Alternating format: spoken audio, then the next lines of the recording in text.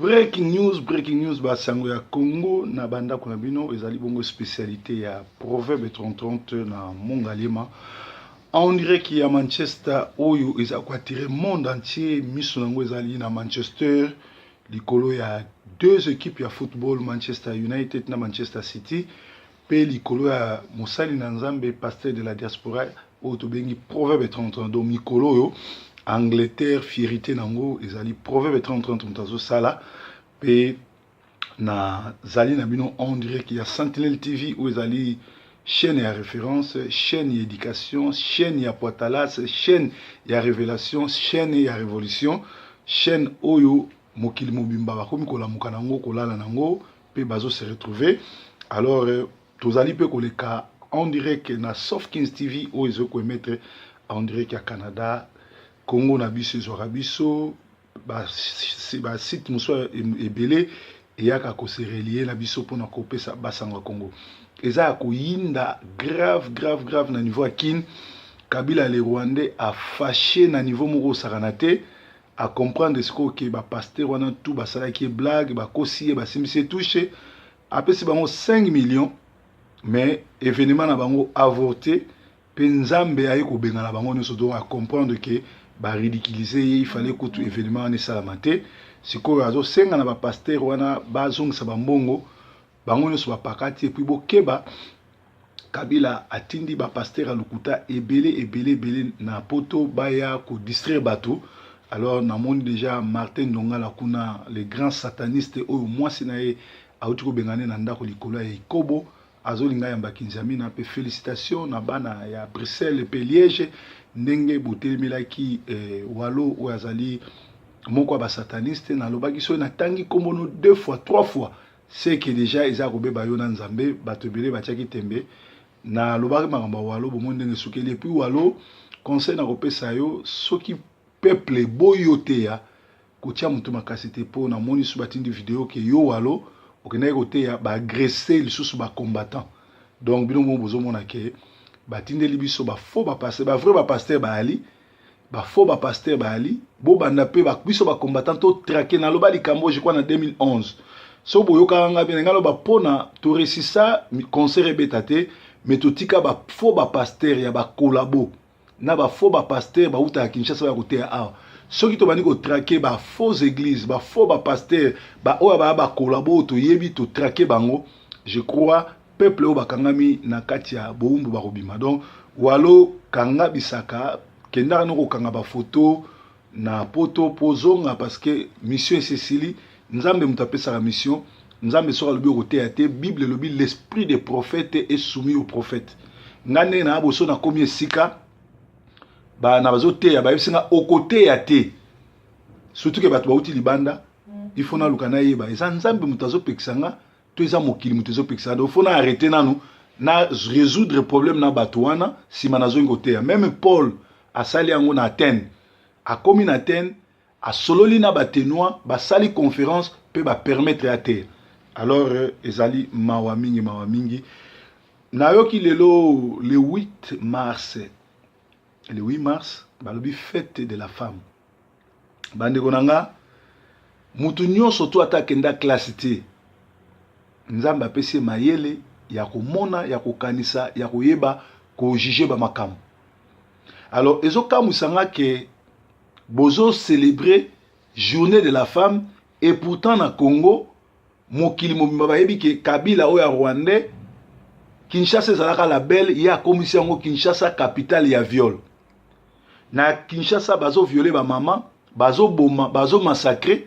Alors na même ville wana o eza capitale ya viol, bazo célébrer fête ya ba maman. Mais vraiment je n'arrive pas à vous comprendre. Nani aloki bino? Or soki opposition ezaki makasi. Soki opposition bazaki na ba bongo. Bongo na bango esalaka lokola ya biso ba proverbe boboy. Eloko balinga basala journal lelo kotindika ba mama liboso ba ambassade. Ba mama balati ba singa rouge na mutu, balati pembe be noir, ba ke ko lela liboso ba ambassade, ba cheka pancarte Kabila nous tue. Nous sommes massacrés, nous sommes violés. Ou bien arrêtez de faire la violence à la femme. Mokolo ya ko exhiber violence à moi si mukolo ko exhiber ba calvaire nyonso bazo pesa le pa mwasi na Congo yango yo, mais kamwisinga bato bazo célébrer et kamwisinga bato balati maputa bazo bina bazo pesa na ba cadeau bazo se féliciter que ezali journée ya ba mama. Eza mawa mingi mwasi azalaka kaka mama te, mwasi azalaka sœur na biso, aza mama na biso, azalaka mwasi na biso, azalaka peleki na biso. Soki bazo kuluka ko détruire monde babanda ko attaquer na basi parce que so bomi basi moyen mokili ebotama eza souté. Eza mawa mingi na mutu nyonso surtout oyo azo célébrer fête ya ba mama lelo. Eza mawa mingi na mutu nyonso surtout oyo akomiki aza fête. Eza mawa mingi na mutu nyonso surtout oyo azo koganga fête ya ba mama lelo. Toujours na cadre ya fête ya ba mama, ngala muyibe ezali suka te. Nana Lukezo oyo akendeki Kinshasa ko soutenir prière ya Kabila atiki mwana na ndaku yena mobali bakiti Kinshasa po bakendo benda pe mbongo na ngonga oyo nazobisa bino bana misato service social ba botoli bango parce que Nana Lukezo akendeki na mwana ne ya bébé mais atiki bana misato ya 14 à 8 ans na ndaku bakenda classe bango moko atikela bango biloko kolia te. Alors na école bamoni bana baokende salité ba chaussette akolate zate baokende retard nde baye koyeba ke mama akenda Kinshasa na papa batika bana babotoli bana. Police abengi alubi bazo zela ye akende ozwa fongola appartement soka komi. Donc ngala muyibe ezali suka te tala ndeko oyo ya mwasi olia salela nzambe ya solo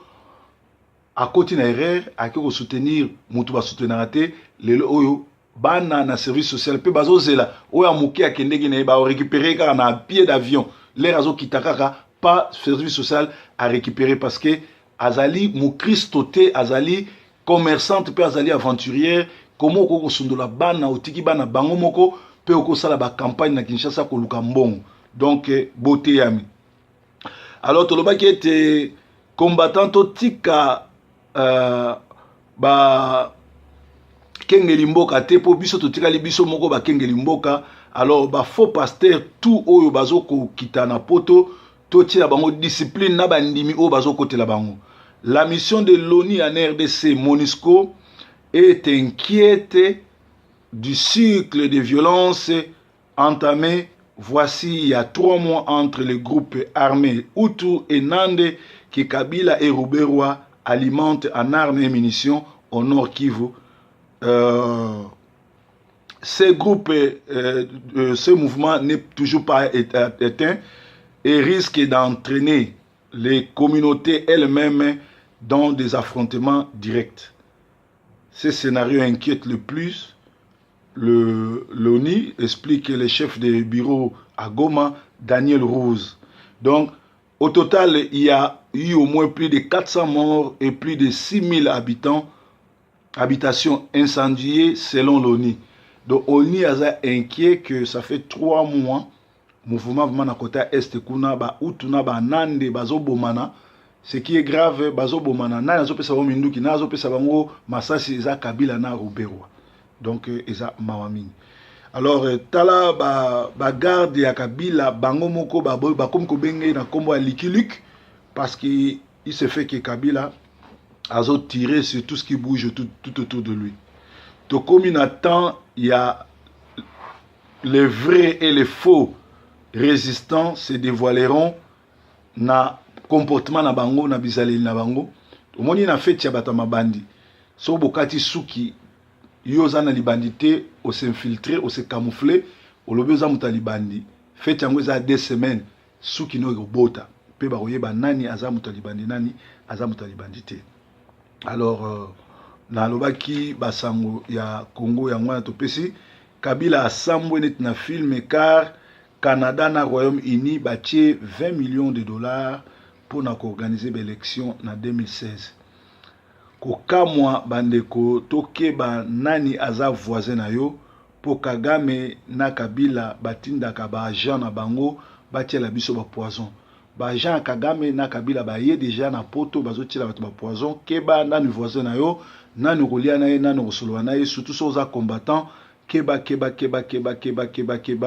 parce que tala sikoyo basango toza nango na université monene lokola ya Harvard Sacha Wambila azali menacé na poison avec ba prophète de Baal. Donc moi na moi sina kombo Sacha balingi ba tiele poison na université munene ya Harvard oyo ba Kagame na nani makambo wana kutu université ça déjà saisi pour nango. Kabila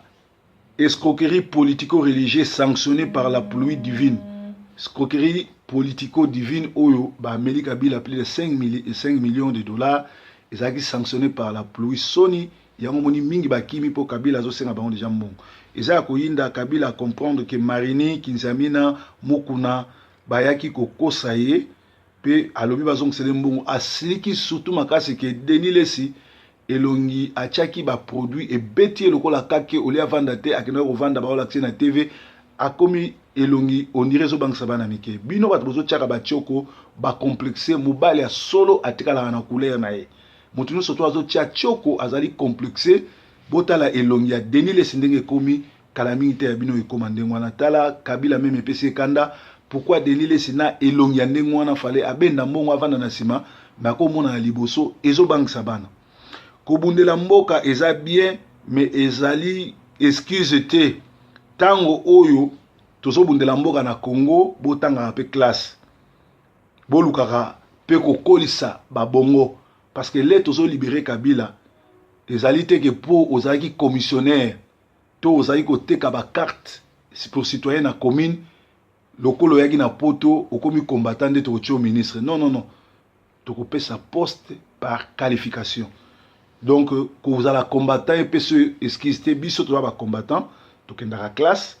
to tangaka to salaka ba jeune to zo sambela to zo sala ba mission donc to zo esquisse mon côté alors to boyi mutu tango to kokoma na mboka wapi diplôme no o te bo comprendre nga combat bana ko bunda banda to nti pokwa moyena tanga ya lakite te okozonga la commune ko sala ba carte pour citoyen to okozonga ko teka tombola na zando ya bayaka to okozonga ko sala carte pour citoyen na commune ndenge o mesana avant okende poto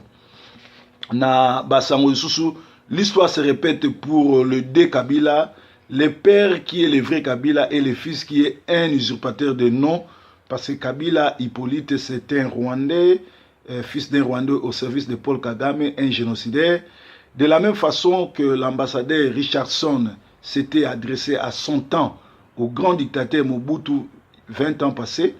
le départ des dictateurs Mobutu, l'histoire se répète, cette fois-ci, le petit dictateur rwandais Hippo Kanambe alias Joseph Kabila les génocidaires, le sénateur John McCain a été clair que l'Amérique a mis toutes ses dispositions nécessaires pour en découdre avec ces petits génocidaires rwandais. L'Amérique a déjà son plan pour Kabila et son système. Donc, Ndenge Kaka et Salamaka avant Mobutu a kende dictateur Mobutu parce que Kabila a copié Mobutu. Ndenge Pesali 20 ans après parce que le sénateur John McCain a lobby été basé dans un plan na bango pour na kosila na Kabila na système ne mobimba. Donc Amérique a déjà na plan na ye. Obama a déjà na plan na ye avant kende ayebinde nini a kosila na Kabila na groupe na ye. Alors enquête journalistique esengaka mbongo pour na moni bato belé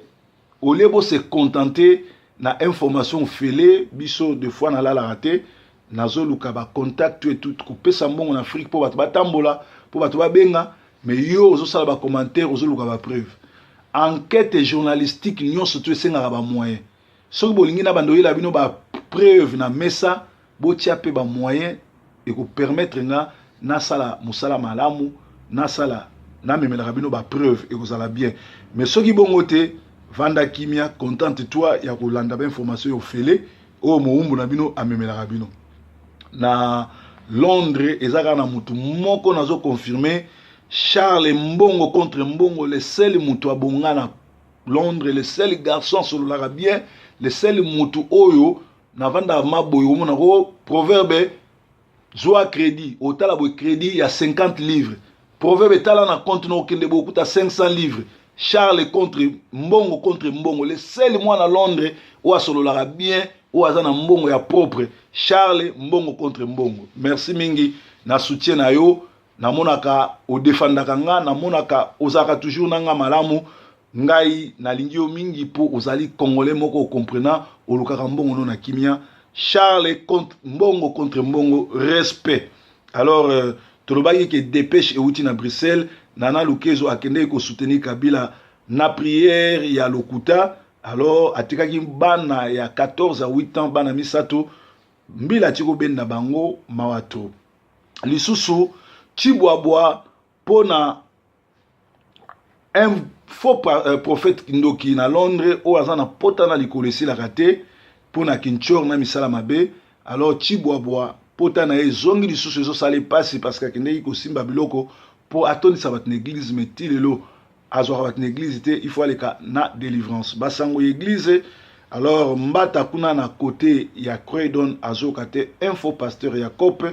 azoka te na ko salela ka bat ba assignment to report yé déjà na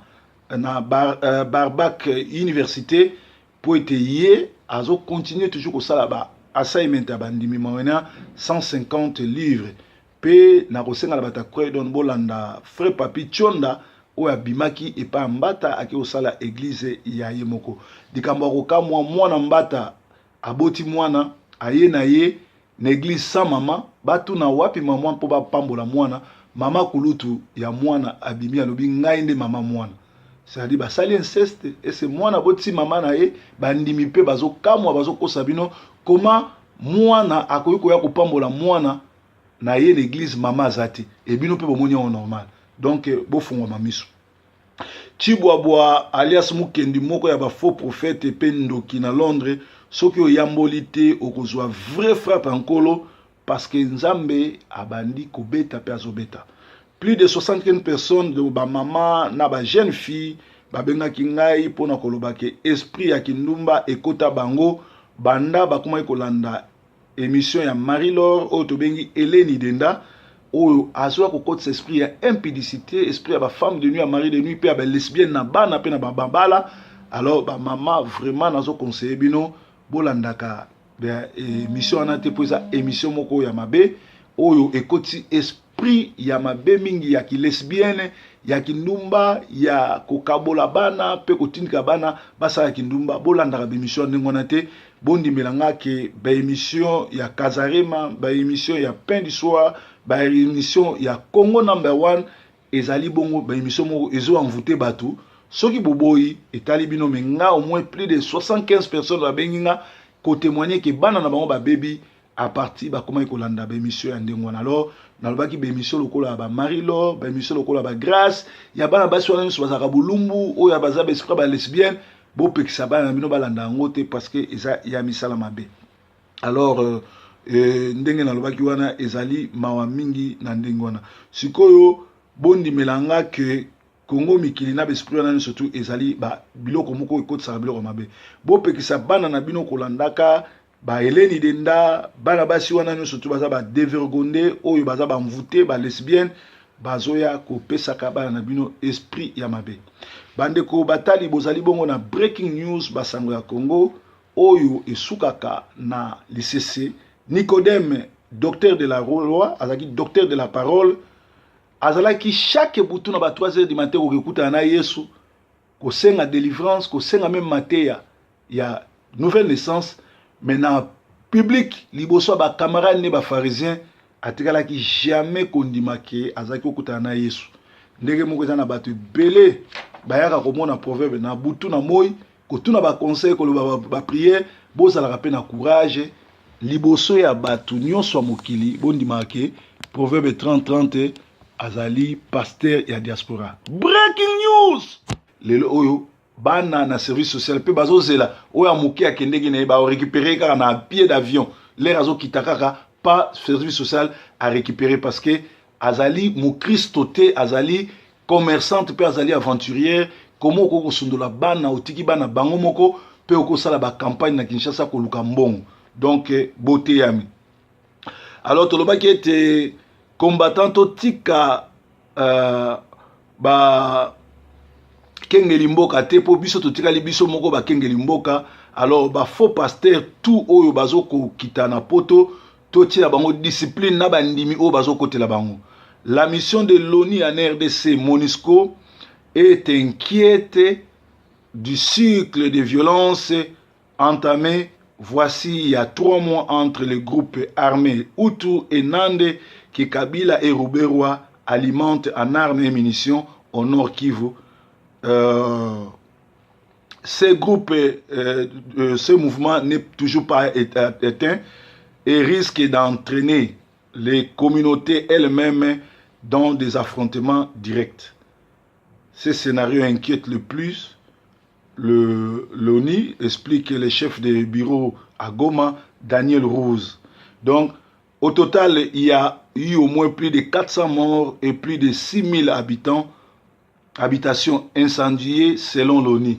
Donc, l'ONU a inquiet que ça fait 3 mois, mouvement vraiment à côté est kuna ba utuna ba nande bazo bomana. Ce qui est grave, bazo bomana na nazo pesa minduki nazo pesa bango masasi za Kabila na Ruberwa. Donc eza mawamini. Alors tala ba garde ya Kabila bango moko ba comme ko benge na kombo ya Likiluk parce que il se fait que Kabila azo tirer sur tout ce qui bouge tout autour de lui. Donc comme il attend, il y a les vrais et les faux résistants se dévoileront na comportement na bango na bizaleli na bango. Omoni na feti ya batama bandi. So bokati suki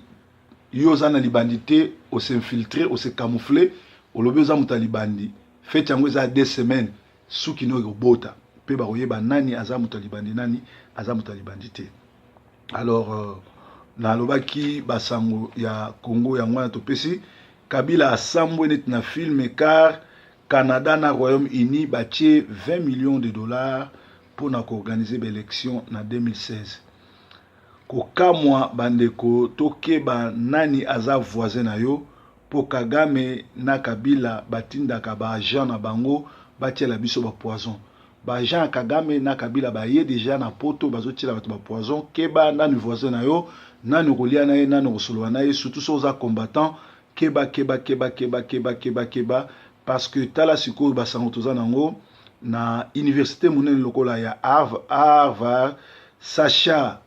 Wambila azali menacé na poison avec prophète de Baal. Donc moi si na kombo Sacha bani ba résoudre problème na batouana si manazo ngote même Paul asali yango na Athènes a komi na Athènes a sololi na batenois basali conférence peut ba permettre à terre. Alors ezali mawamingi nayoki lelo le 8 mars balobi fête de la femme bande konanga mutu nyonso to atakenda classe te nzamba pesi mayele ya komona ya kokanisa ya koyeba ko juger ba makamu. Alors ezokamusanga ke bozo célébrer journée de la femme et pourtant na Congo mokili mobimba bayebi ke Kabila oya Rwandais Kinshasa ezalaka la belle ya komisi yango Kinshasa capitale ya viol. Na Kinshasa bazo violer ba maman, bazo boma, bazo massacrer. Alors na même ville wana o eza capitale ya viol, bazo célébrer fête ya ba maman. Mais vraiment je n'arrive pas à vous comprendre. Nani aloki bino? Oh, soki opposition ezaki makasi. Soki opposition bazaki na ba bongo. Bongo na bango esalaka lokola ya biso ba proverbe boy. Eloko balinga basala journal lelo kotindika ba mama liboso ba ambassade. Ba mama balati ba singa rouge na mutu, balati pembe be noir, ba ke kolela liboso ba ambassade, ba cheka pancarte Kabila nous tue. Nous sommes massacrés, nous sommes violés. Ou bien arrêtez de faire la violence à la femme. Mukolo ya ko exhiber violence à moi si, mukolo ya ko exhiber ba calvaire nyonso bazo pesale pas moi si na Congo yango yo, mais kamusinga bato bazo célébrer et kamusinga bato balati maputa bazo bina bazo pesa na ba cadeau bazo se féliciter que ezali journée ya ba maman. Eza mawamingi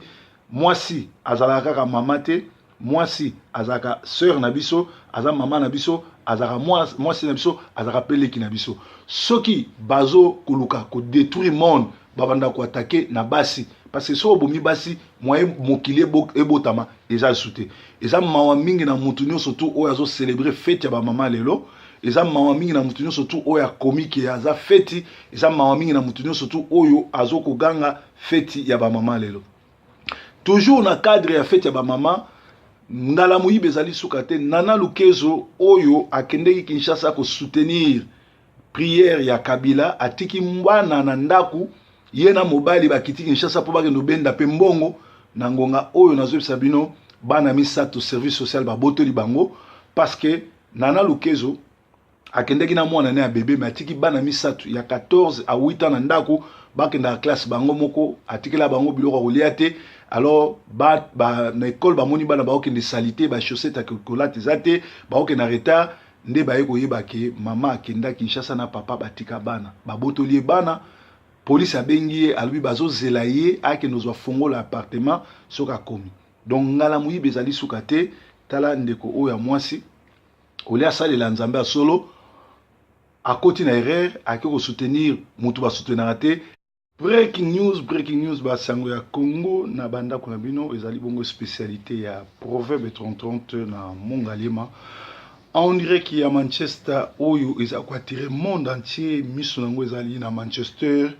likolo ya deux équipes ya football, Manchester United na Manchester City. Pe likolo ya mosali na nzambe pasteur de la diaspora oyo tobengi Proverbe 30. Donc mikolo yo Angleterre fierité nango ezali Proverbe 30 mutazo sala pe na zali na bino. On dirait qu'il y a Sentinelle TV où ezali chaîne ya référence, chaîne ya éducation, chaîne ya Poitalas, chaîne ya révélation, chaîne ya révolution, chaîne oyo mokili mobimba bakomi kolamuka nango kolala nango pe bazo se retrouver. Alors tozali pe koleka on dirait que na Softkins TV oyo ezoko emettre on dirait qu'il y a Canada Congo na biso ezwaka biso ba site moso ebele eyaka kose relier na biso mpona kopesa basango ya Congo. Eza ya koyinda grave na niveau ya kin Kabila le Rwandais a fâché na niveau moko osakana te a comprendre ce que ba pasteur wana tout basalaki blague bakosi ye basimisi touché apesi bango 5 millions mais événement na bango avorté pe nzambe ayi kobenga na bango nyonso donc a comprendre que ba ridiculiser il fallait que tout événement ne salamate sikoyo azo senga na ba pasteur wana bazongisa bambongo bango nyonso bapakati et puis bokeba Kabila atindi ba pasteur a lukuta ebele na poto baya ko distraire bato. Alors namoni déjà Martin Ndongala kuna les grands satanistes oyo mwasi na ye auti ko bengane na ndako likolo ya Ikobo azolinga yamba kinzami na pe félicitations na bana ya Bruxelles pe Liège ndenge botemelaki walo oyo azali moko ba sataniste na lobaki so na tangi kombono 2 fois 3 fois c'est que déjà eza ko beba yo na nzambe bato ebele batiaki tembe na lobaki makambo walo bomo ndenge sukeli puis walo conseil na kopesa yo soki peuple boyote ya kotia mutu makasi te po na moni su batindi vidéo ke yo walo okena kote ya ba agresser lisusu ba combattant. Donc bino mo bozo mona ke batindeli biso ba faux ba pasteur ba vrai ba pasteur ba ali ba faux ba pasteur ba ali bo banda pe ba biso ba combattant to traquer na loba likambo je crois na 2011 so boyoka nga bien ngalo ba pona to resisa concert betate mais to tika ba faux ba pasteur ya ba collabo na ba faux ba pasteur ba uta Kinshasa ba kote a soki to bani ko traquer ba faux église ba faux ba pasteur ba oya ba collabo to yebi to traquer bango. Je crois peuple o bakangami na kati ya boumbu ba robima. Donc walo kanga bisaka kenda no ko kanga ba photo na poto pozonga parce que mission Cécilie nzambe mutapesa la mission nzambe sora lobi ko te Bible lobi l'esprit des prophètes est soumis aux prophètes. Ngane na aboso na komi esika ba na bazote ya ba yesinga okote ya te surtout que bato bauti libanda il faut na lukana yeba eza nzambe mutazo pekisanga to eza mokili mutazo pekisanga donc faut na arrêter nanu na déjà na plan na ye Obama aza déjà na plan na ye avant kende ayebi ndeni akosela na Kabila na groupe na ye. Alors enquête journalistique esengaka mbongo pona moni bato ebele olebo se contenter na information fele biso de fois na la raté nazo luka ba contact et tout ko pesa mbongo na Afrique po bato batambola po bato babenga mais yo ozo sala ba commentaire ozo luka ba preuve. Enquête journalistique nyonso to esengaka ba moyen soki bolingi na bando yela bino ba preuve na mesa botia pe ba moyen et ko permettre nga na sala musala malamu na sala na memela bino ba preuve et ko sala bien mais soki bongo te vanda kimia contente-toi ya kolanda ba information yo fele o moumbu na bino amemela bino na Londres ezaka na mutu moko nazo confirmer Charles Mbongo contre Mbongo, le seul mutu abonga na Londres, le seul garçon sur l'arabien, le seul mutu oyo na vanda maboyo mona ko proverbe zoa crédit otala bo crédit il y a 50 livres, proverbe tala na compte no kende beaucoup ta 500 livres. Charles contre Mbongo, le seul moi na Londres ou à solo l'arabien ou à zana Mbongo ya propre. Charles Mbongo contre Mbongo. Merci mingi na soutien na yo. Na monaka o defendaka nga, na monaka ozaka toujours nanga malamu ngai na lingi yo mingi po ozali congolais moko comprena olukaka Mbongo no na kimia. Charles contre Mbongo, respect. Alors tolobaki ke dépêche euti na Bruxelles, Nana Lukezo akende ko soutenir Kabila na prière ya lokuta. Alors atikaki bana ya 14 à 8 ans bana misato mbila tiko ben na bango mawato lisusu Chibwabwa pona un faux prophète kindoki na Londres o azana pota na likolesi la raté pona kinchor na misala mabe. Alors Chibwabwa pota na ezongi lisusu ezo sale passe parce que kende ko simba biloko pour attendre sa bat église metilelo azwa bat église te il faut aller na délivrance basango église. Alors mbata kuna na côté ya Croydon azokate un faux pasteur Jacob azokate na kosalela ka bat assignment to reportier déjà na Barbac université pour être yé azo continuer toujours kosala ba assignment ya bandimi mawena 150 livres pe na kosenga la bata Croydon bolanda frère papi Chonda o abimaki e pa mbata ake osala église ya yemoko dikambo ko mwana mbata aboti mwana aye na ye na église sans mama batu na wapi mama mpo ba pambola mwana mama kulutu ya mwana abimi alobi ngai nde mama mwana c'est-à-dire basali inceste et c'est mwana boti mama na ye bandimi pe bazo kamwa bazo kosa bino comment mwana akoyiko ya kopambola mwana na ye l'église mama zati et bino pe bomoni on normal donc bofungwa mamiso. Chibwabwa alias Mukendi moko ya ba faux prophète pe ndoki na Londres soki oyamboli te okozwa vrai frappe nkolo parce que nzambe abandi kobeta pe azobeta tile poison na université munene ya Harvard oyo ba Kagame na nani makambo wana kutu université eza déjà saisi pour nango. Kabila escroquerie politico-religieuse sanctionnée par la pluie divine. Escroquerie politico-divine oyo ba Amélie Kabila plus de 5 millions de dollars ezaki sanctionné par la pluie soni yango moni mingi bakimi po Kabila zo senga bango déjà mbongo eza koyinda Kabila comprendre que Marini Kinzamina Mukuna bayaki kokosa ye pe alobi bazongisele mbongo asiliki surtout makasi ke Denis Lesi elongi achaki ba produit e beti lokola kake olia vanda te akena ko vanda ba ola na TV akomi elongi ondire zo bangisa bana mike bino bato bozo chaka ba choko ba complexer mobile ya solo atikala na couleur na ye mutu nyonso to azo tia choko azali complexé botala elongi ya Denis Lesi ndenge komi kala mingi te ya bino ekoma ndenge wana tala Kabila meme pesi kanda pourquoi Denis Lesi na elongi ya ndenge wana fale abenda mbongo avanda na sima bako mona na liboso ezo bangisa bana kobundela mboka eza bien mais ezali excuse te tango oyo tozo bundela mboka na Congo botanga pe classe bolukaka pe kokolisa babongo parce que les tozo libérer Kabila ezali te ke po ozaki commissionnaire to ozaki ko teka ba carte pour citoyen na commune lokolo yaki na poto okomi combattant de to ministre non to sa poste par qualification. Donc que vous allez combattant et ce esquiste biso to ba combattant to kendaka classe to tangaka to sala ba jeune to zo sambela to zo sala ba émission donc to zo esquisse mon côté alors to boyi mutu tango to koma na mboka wapi diplôme no ote bo comprendre nga combat bana ko bunda banda ton ti pourquoi moyena tanga ya lakite te okozonga la commune ko sala ba carte pour citoyen to okozonga ko teka tombola na zando ya bayaka to okozonga ko sala carte pour citoyen na commune ndenge o mesana avant okende poto na basango susu. L'histoire se répète pour le deux Kabila, le père qui est le vrai Kabila et le fils qui est un usurpateur de nom parce que Kabila Hippolyte c'est un Rwandais, fils d'un Rwandais au service de Paul Kagame, un génocidaire. De la même façon que l'ambassadeur Richardson s'était adressé à son temps au grand dictateur Mobutu 20 ans passés, le départ du dictateur Mobutu, l'histoire se répète. Cette fois-ci, le petit dictateur rwandais Hippo Kanambe alias Joseph Kabila, les génocidaires, le sénateur John McCain a été clair que l'Amérique a mis toutes ses dispositions nécessaires pour en découdre avec ces petits génocidaires rwandais. L'Amérique a déjà son plan pour Kabila et son système. Donc, ndenge kaka et salamaka avant Mobutu a kende dictateur Mobutu parce que Kabila a copié Mobutu,